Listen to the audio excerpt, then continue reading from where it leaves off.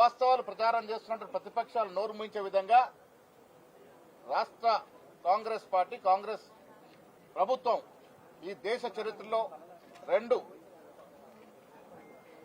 ప్రజల్లో మెప్పు పొందే విధంగా రెండు కార్యక్రమాలు కులగణన, వర్గీకరణ చేసినటువంటి విధానాన్ని కూడా మండల వారీగా మీటింగ్లు పెట్టి ఈ గొప్ప కార్యక్రమాన్ని వివరించే బాధ్యత కూడా శాసనసభ్యుల మీద, జిల్లా కాంగ్రెస్ కమిటీ అధ్యక్షుల మీద పెట్టడం జరిగింది. 5:30 గంటల పాటు ఆహ్లాదకరంగా ఈ సమావేశం జరిగింది.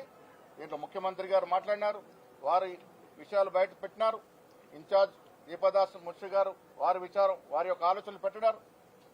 డిప్యూటీ సీఎం గారు పవర్ ప్రజెంటేషన్ ద్వారా అన్ని వివరించినారు. ఉత్తమ్ కుమార్తో సహా చాలా మంది మంత్రులు మాట్లాడినారు, చాలా మంది ఎమ్మెల్యేలు మాట్లాడినారు, చాలా మంది ఎమ్మెల్సీలు మాట్లాడినారు. అన్ని కూడా సానుకూలంగా వివరించుకోవడం జరిగింది.